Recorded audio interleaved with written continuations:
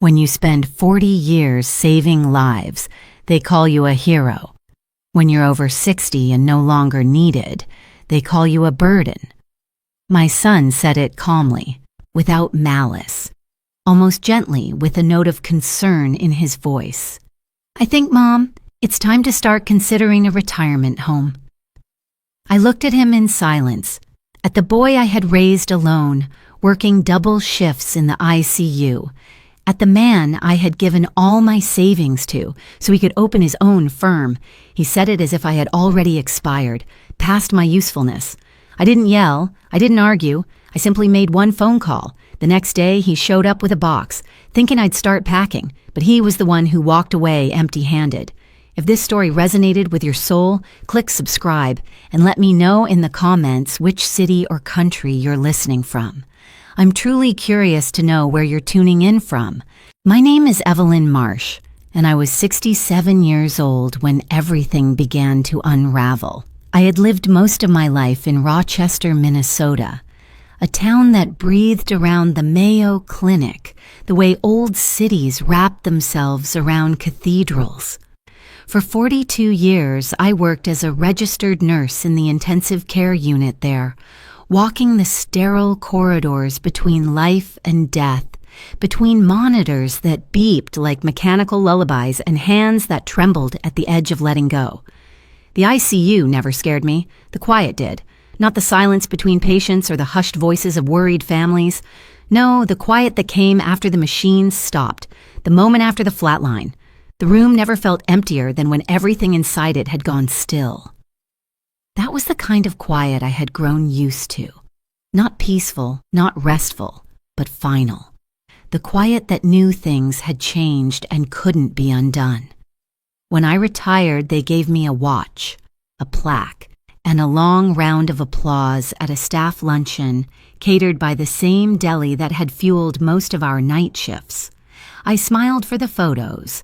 I hugged the nurses I had mentored. I said all the polite, graceful things one says when exiting a career they poured their soul into. And then I went home. For the first few weeks, I didn't know what to do with the space. My home was neat and quiet, the kind of place where every object had a purpose and a history. The armchair in the sunroom still held the shape of my late husband's back. The bookshelf was organized by subject, not color. My garden bloomed in rows. I tried to fill the days, morning tea, crosswords, afternoon walks along the Zumbro River. A bit of knitting, though I never had the patience for the intricate patterns. But the hours stretched. Even the light felt slower. I told myself I was lucky. I had my health, a pension, no debts, no drama. My son, Alex, lived in Chicago, running his law firm, busy with meetings and mergers and clients with last names that sounded like institutions. He called every week, sometimes twice. His voice always carried that clipped efficiency I'd come to recognize in men who believed kindness was best handled like a transaction, short, sweet, and on schedule. He visited every few months, brought wine I didn't drink and stories I didn't always follow. He smiled when he talked, but his eyes were always scanning the room like there was something more important just out of frame. I didn't blame him. Life had pulled us in different directions. I raised him on 12-hour shifts and microwave dinners, praying I'd make it home before he put himself to bed. I taught him independence because I had no other choice. I didn't expect him to linger.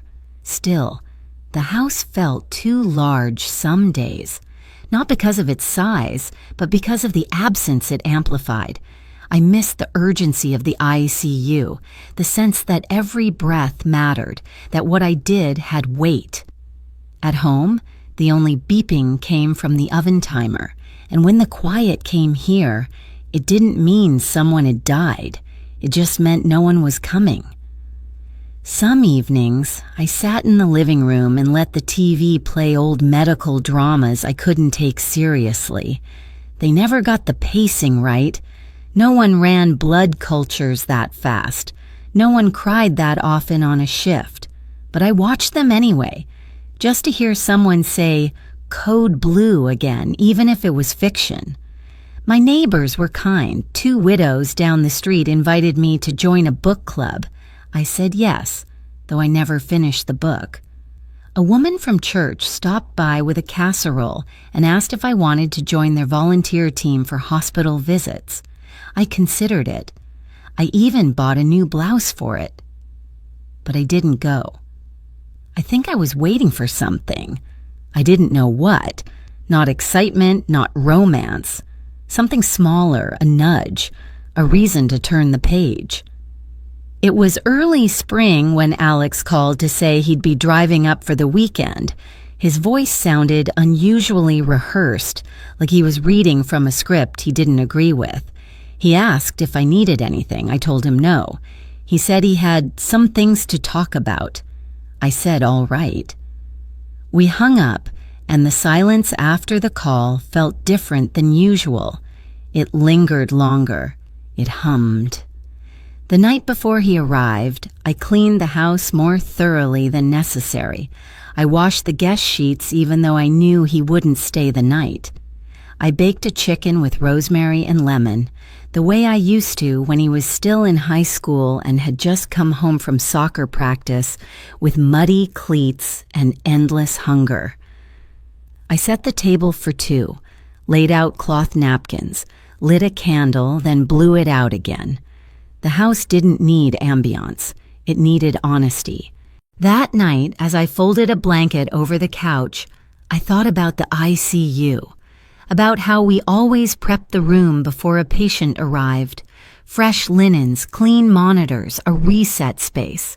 Not because it made the outcome better, but because it gave the illusion of control. And control, I had learned, was the first thing we all lost. Quietly.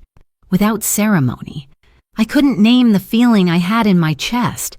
It wasn't dread. It wasn't hope. It was something in between. Something like standing at the edge of a closed door, hand on the knob, wondering what version of your life you'd find on the other side once it opened. I went to bed early that night. Not because I was tired, but because I wasn't sure I wanted to hear what the morning might say. Alex arrived just after noon the next day. His car pulled into the driveway with its usual polished precision, black paint glinting under the overcast sky.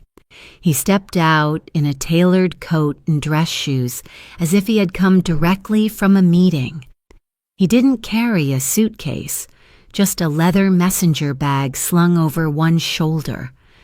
I watched from the kitchen window as he looked up at the house, paused for a moment, and then headed toward the front door.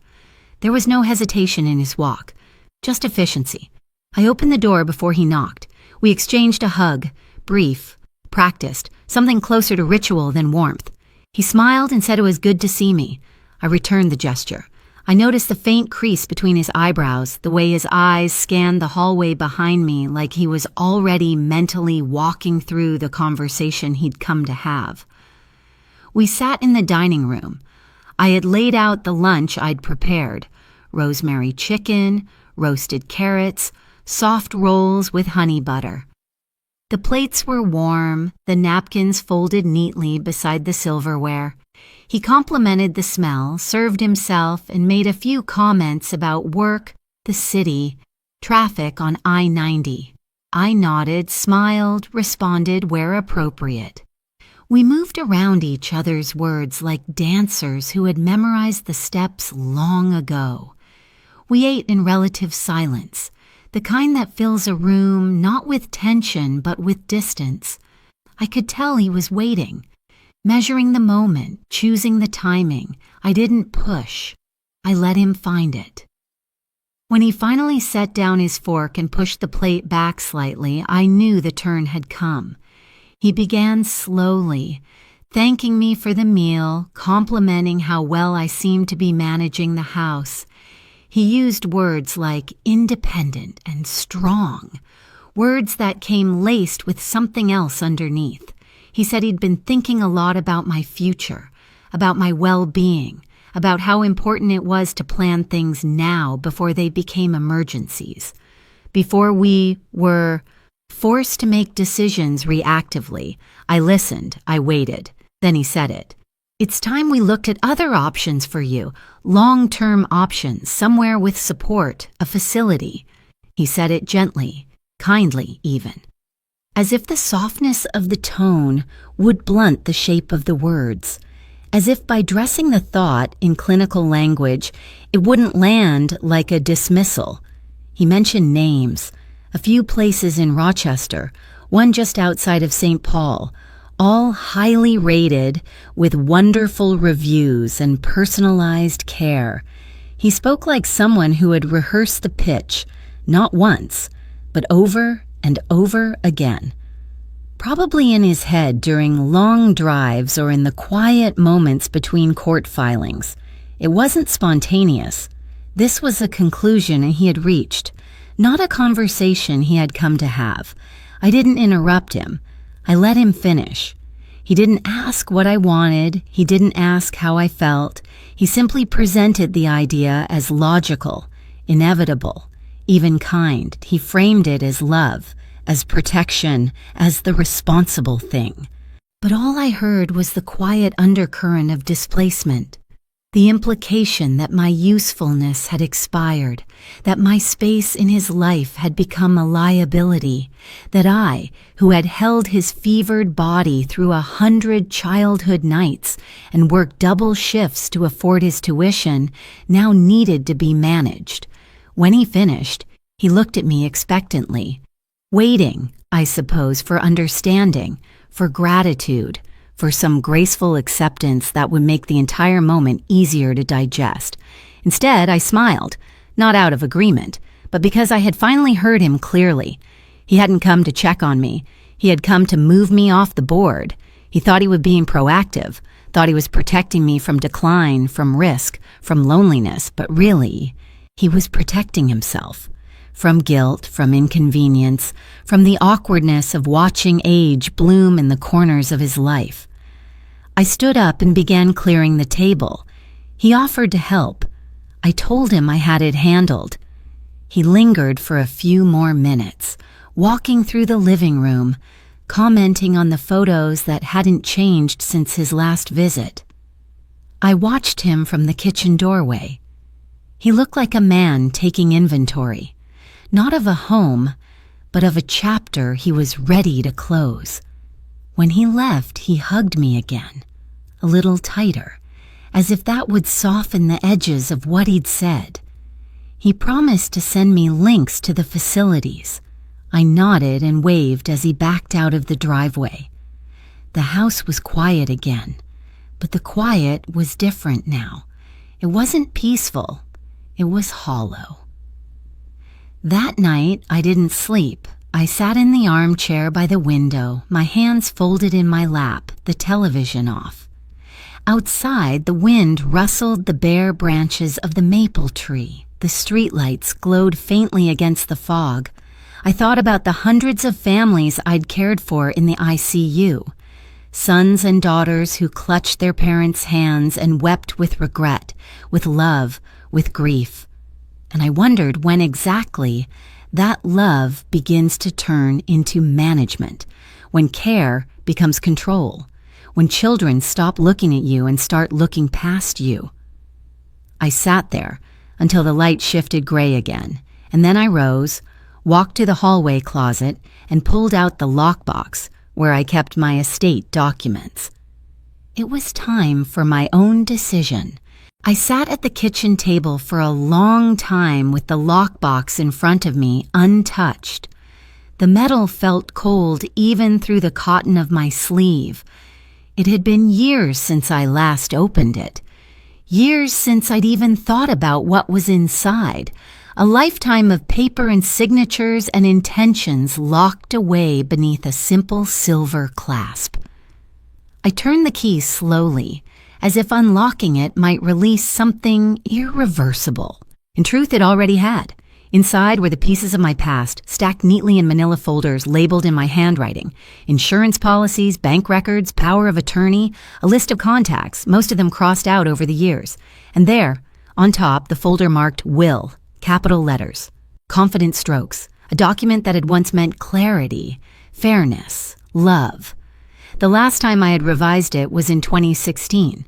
I had listed Alex as my sole beneficiary, my home, my accounts, my personal items, all of it earmarked with the assumption that he would care, that he would know what those things had meant, that he would honor not just the assets, but the life that built them.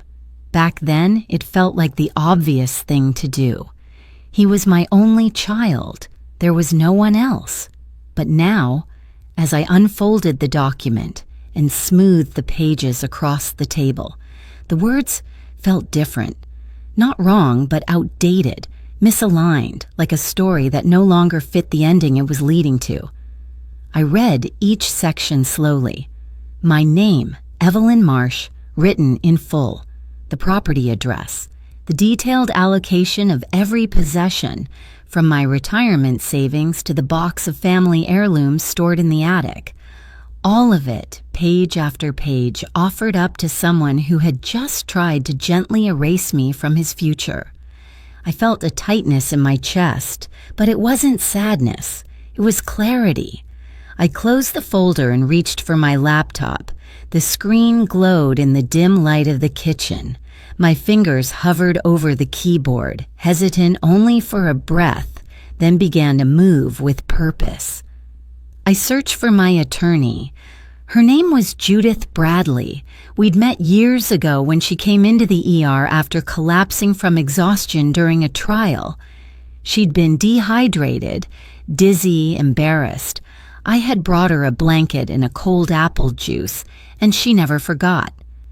Later that year, she helped me write the first version of my will. I wasn't sure if she still practiced, but I found her name easily. Same office, same photo on the website. I emailed her at once, kept the message brief, but direct. I told her I needed to amend my estate plan and that it was time-sensitive. I hit send and exhaled slowly. The cursor blinked back at me, patient as always. She called the next morning, her voice as warm and precise as I remembered.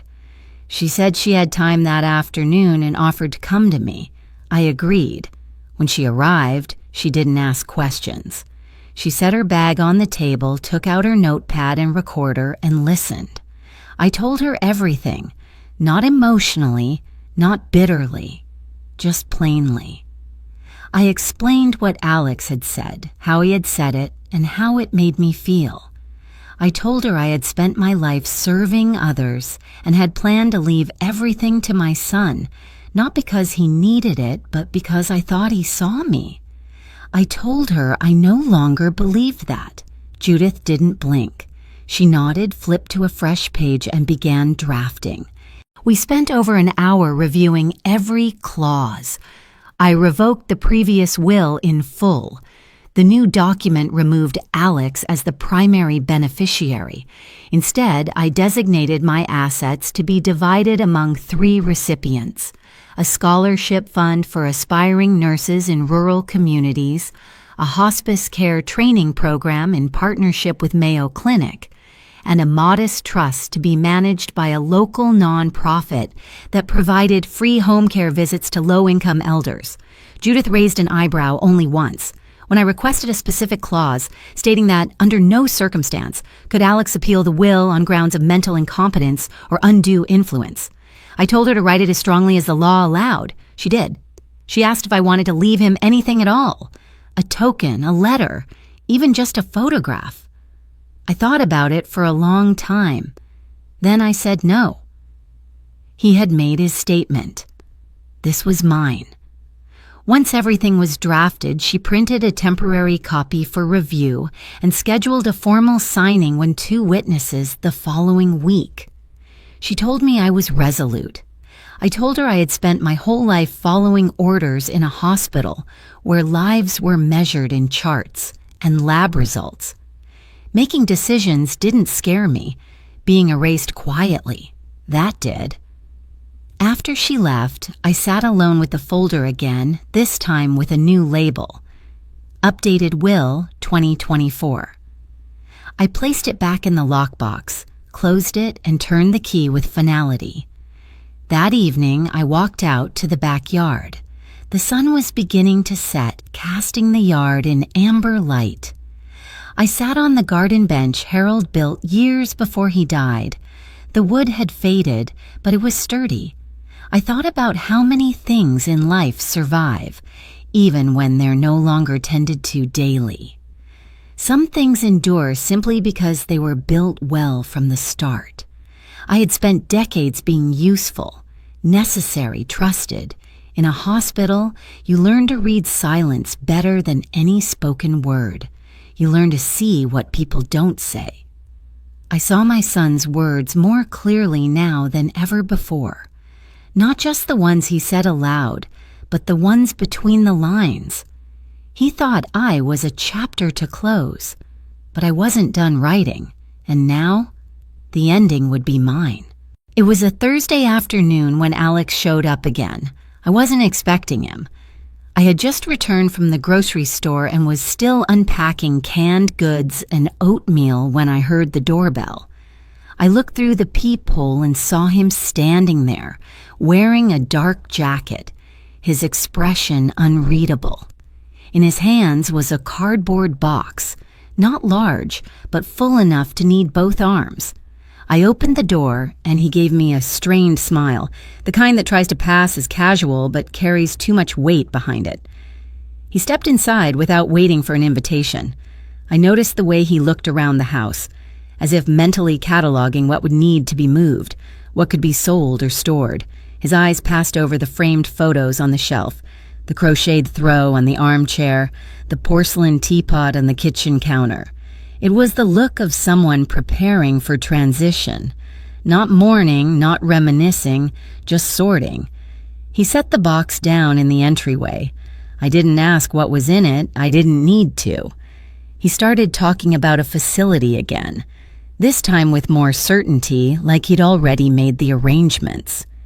He said he'd spoken to someone at a place called Clearwood Estates, a highly rated senior living community with on-site medical staff and full amenities.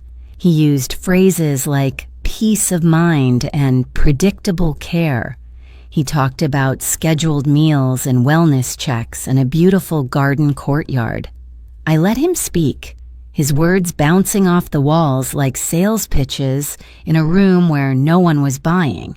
Then he gestured to the box, said it was just for the essentials, clothes, toiletries, a few personal items. He said we could handle the rest later, once I was settled in. He called it a soft move.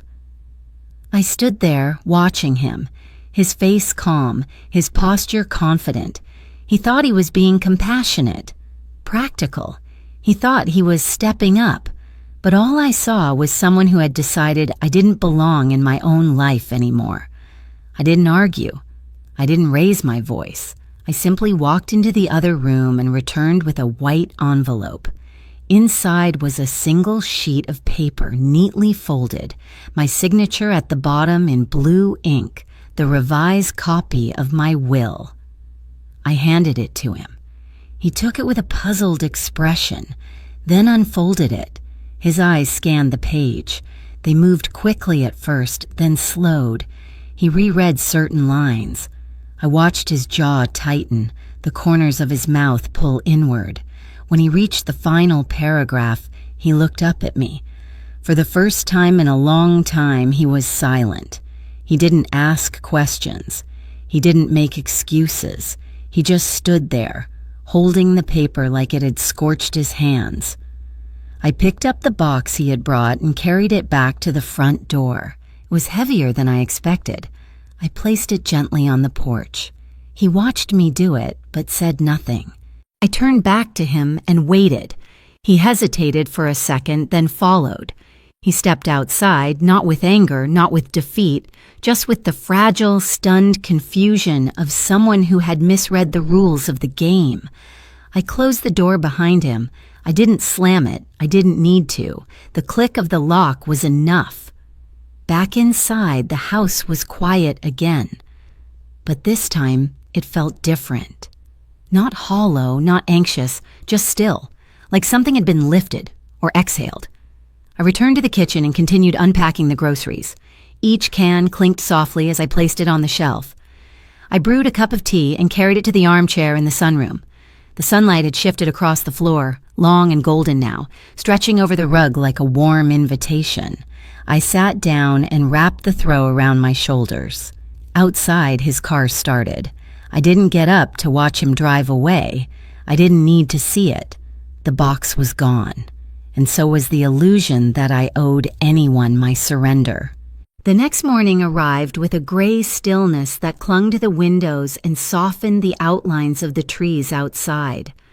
I moved through my morning routine slowly, as if my body was adjusting to a different kind of gravity. There was no rush, no checklist to follow. The house was silent, save for the faint hum of the refrigerator and the kettle beginning to steam. I stood in the kitchen watching the steam rise from my tea and wondered what Alex was feeling at that very moment. The night before had ended without drama. No shouting, no pleas, just the soft closing of the door and the distant sound of tires crunching gravel. It was the quietest confrontation I'd ever had, and perhaps the most effective, because sometimes silence carries a finality that no raised voice can match. I had expected a reaction, maybe not right away, but eventually. It came around noon. The phone rang. His name lit up on the screen. I let it ring 4 times before answering. I wanted to make space for him to think before speaking. When I finally picked up, there was a long pause on his end, like he wasn't sure which version of me would greet him. His voice was different, no longer firm and composed, but thinner, almost tentative. He asked if I had meant what the document said. He sounded like someone who had just discovered a hidden clause in a contract he thought he had written himself. I told him I had reviewed everything carefully with my attorney, that it was legal, notarized, witnessed, and complete. He was quiet again. Then came the shock in his voice. Not anger, not even disappointment, just disbelief.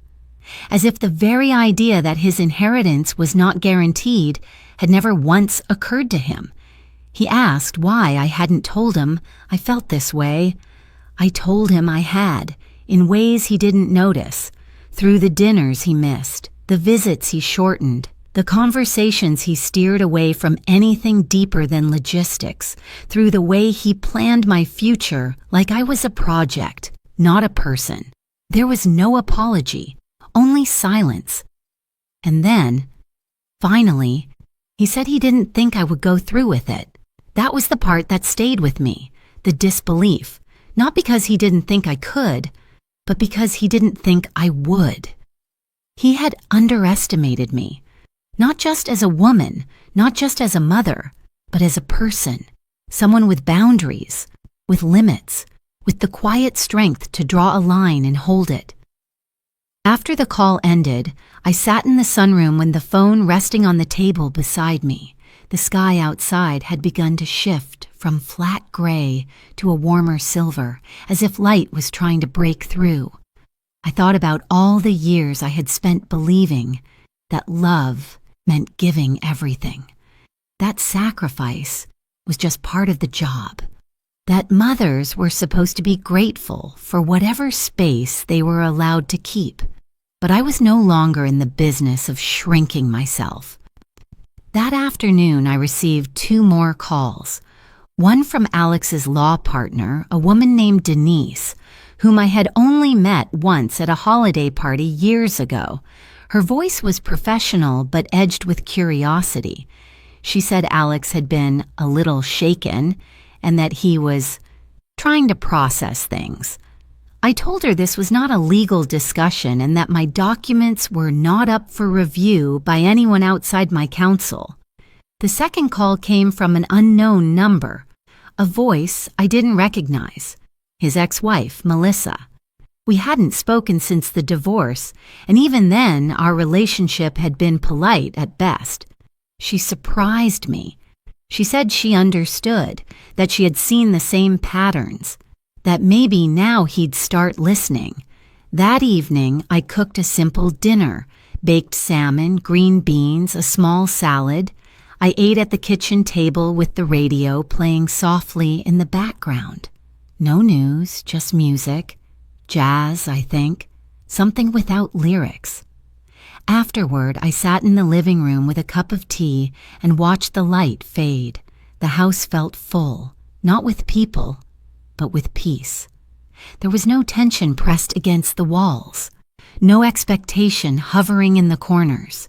Just me, in my space, with the dignity I had reclaimed. That night, as I got ready for bed, I opened the small wooden box on my nightstand. Inside were a few old letters, a faded photo of Harold, and a list I had written on a yellow notepad years ago. At the top of the list, in capital letters, I had written, "What I want to leave behind." I had meant it metaphorically at the time. Memories, stories, lessons. But now I knew it was more than that. It wasn't about what I left behind. It was about what I chose to carry forward and what I refused to be erased from. It began as a ripple, a message here, a voicemail there. Quiet at first, like the tide pulling back from the shore, but I could feel it building. The wave didn't crash all at once. It crept. And then, without warning, it broke. The first call came from a woman named Sandra, someone I vaguely remembered from a charity luncheon Alex had brought me to years ago. She sounded awkward, overly cheerful. She said she'd recently spoken with Alex and had heard that I was making some big changes. She used that phrase, big changes, like she was commenting on new wallpaper or a haircut gone wrong. I could hear it in her voice, the way she probed gently, trying to coax out some version of the story she hadn't been told. I gave her nothing. I thanked her for calling and hung up before she could begin her pitch for sympathy. Then came the texts. Cousins I hadn't seen in years, former colleagues, one of Alex's college friends who somehow still had my number. They weren't hostile, just curious. They asked how I was, asked if I was okay. One or two offered generic platitudes about family being complicated. Most simply wanted to know what had happened, as if a shift in a will was enough to send tremors through an entire web of acquaintances. The real storm, though, came from Alex. He left 3 voicemails in one day, each one more frantic than the last. In the first, he was calm, trying to reframe the issue as a misunderstanding. In the second, he was more defensive, talking about how hard he'd worked, how much stress he was under. By the third, his voice had cracked. He wasn't yelling, but there was panic there. Panic layered with disbelief, like a man watching a structure fall that he never thought could collapse. He said he didn't understand why I would do this to him. That phrase echoed, why I would do this to him, as if standing up for myself was an act of aggression, as if reasserting control over my own life and legacy was a betrayal. I listened to each message once, then deleted them. I didn't respond. There was nothing to clarify. Later that week, I received a formal letter from his attorney. Not a lawsuit, just a letter. Language full of suggestion, veiled concern, terms like capacity and intent. Judith reviewed it and laughed under her breath. She told me not to worry. She said it was bluster, nothing more. A man trying to reestablish control through channels he understood. But what surprised me most wasn't the noise. It was the reaction from people I hadn't expected. A nurse I had trained 2 decades ago wrote me an email after seeing a community bulletin mentioning my name tied to a new nursing scholarship. She thanked me, said she was one of those kids who never thought she'd make it through school, said she still remembered the way I taught her to center a catheter without flinching or apologizing. She told me that what I was doing, redirecting my estate toward people who would carry the work forward, meant something. Another message came from a woman I didn't know. She said her mother had been in my care during her final days in the ICU years earlier. She said she still remembered the sound of my voice reading psalms at her mother's bedside, long after visiting hours had ended. She said she'd never forgotten that kindness. I sat with those words for a long time. They washed over me gently, in contrast to the wave Alex had tried to send. There's a difference between noise and meaning, between those who reach out to change your mind and those who simply thank you for who you are. The pressure from Alex continued for a while, a voicemail every few days, a text here and there. Some came wrapped in guilt, others in nostalgia. A few even held hints of sincerity.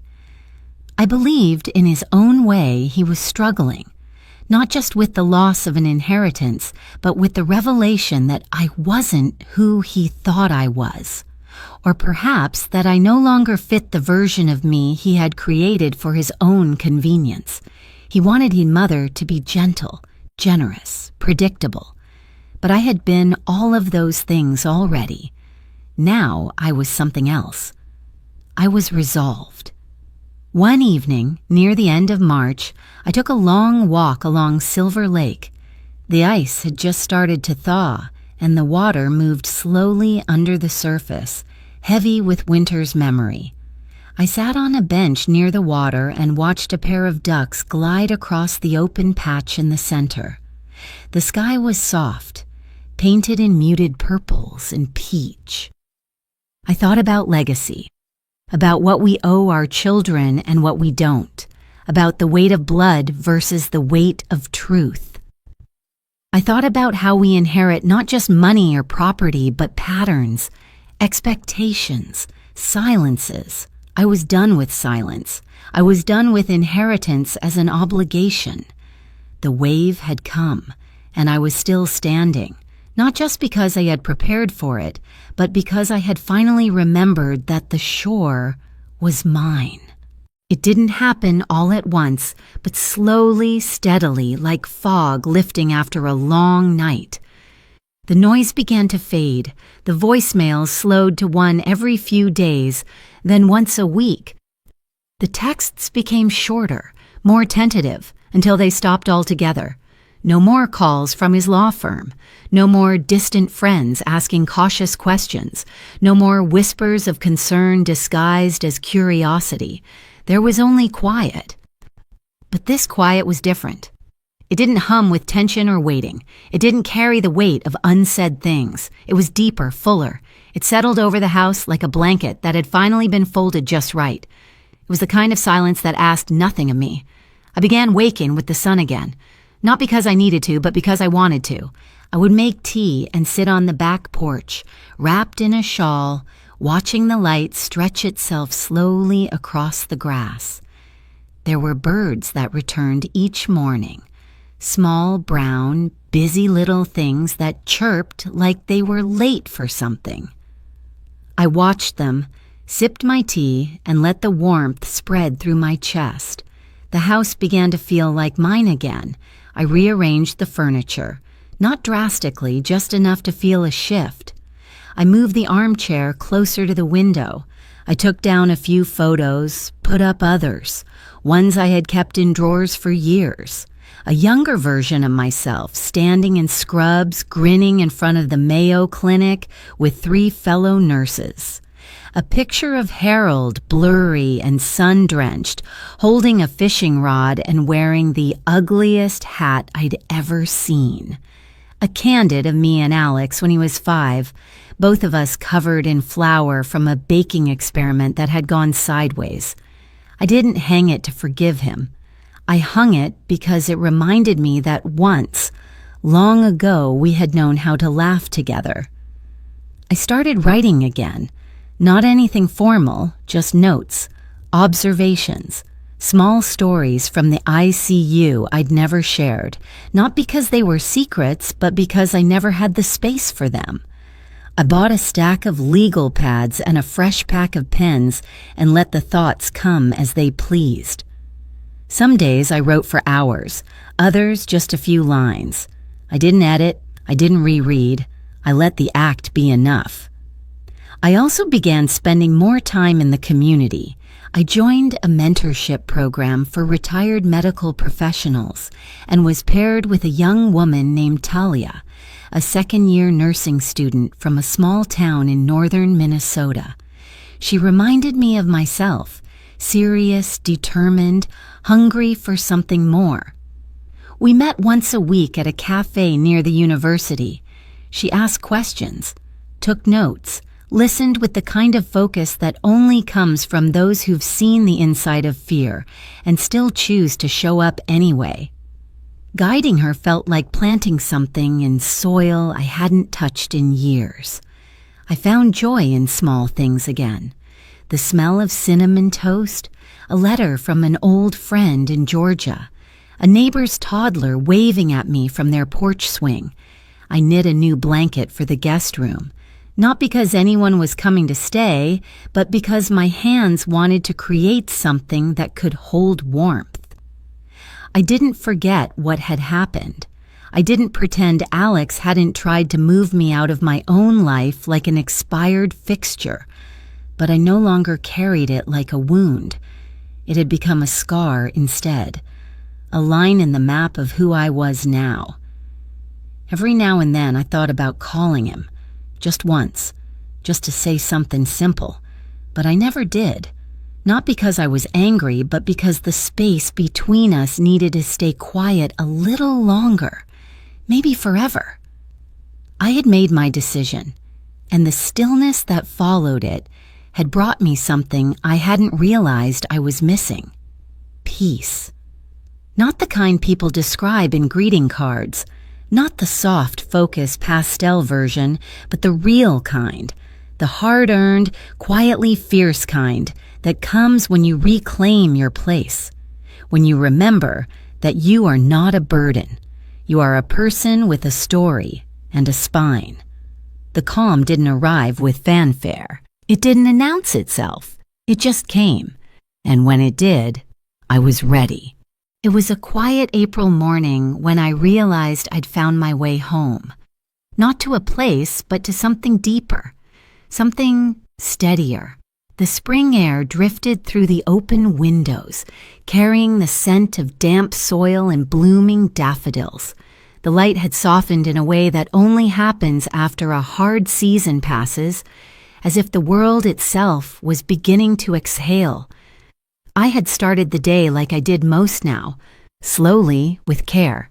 Tea in my favorite mug, a slice of buttered toast, the soft creak of the floorboards beneath my feet. The sunroom had become my sanctuary. The chair I once thought of as temporary now bore the shape of my rest. I kept a woven basket by my side filled with yarn and unfinished knitting projects. Some would never be finished. That didn't bother me. The purpose was in the doing, not the completing.